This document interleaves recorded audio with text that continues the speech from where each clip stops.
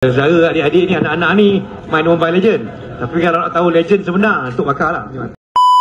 Saya dimasukkan rancangan Legend tak lama ni. Dalam berapa hari sebelum? 5 hari je? Tak. Dalam 5 hari sebelum. Tapi walaupun dalam 5 hari sebelum, penyertaannya mencecah hampir 60 orang. Lebih 60 orang. Menunjukkan bahawa betapa tingginya minat anak-anak ni terhadap Mobile Legend ni. Macam yang tuan-tuan dah maklum, Mobile Legend ni dah bukan setakat hanya sebuah game, tapi dah dinobatkan sebagai sebuah sukan, yang mana dalam kejohanan sukan Negeri Sembilan Sumnes baru-baru ini, Mobile Legend ni dah jadi sebahagian salah satu daripada 8 acara sukan yang ditandingkan.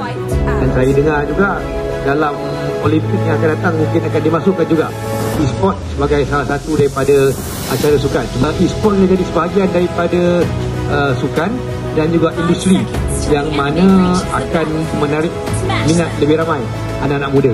Tapi walau macam mana pun saya ucapkan tahniah dan syabas pada pihak KRT yang berjaya mengajukan program begini pada petang ini, dan insyaAllah di masa yang akan datang, di masa-masa yang akan datang akan dianjurkan lebih kerap lagi, insyaAllah. Tahniah kepada yang berjaya masuk final tadi, 2 tim yang dah dapat sedia tu yang keluar awal lah. Yang tahniah, terima kasih pada penyertaan semua.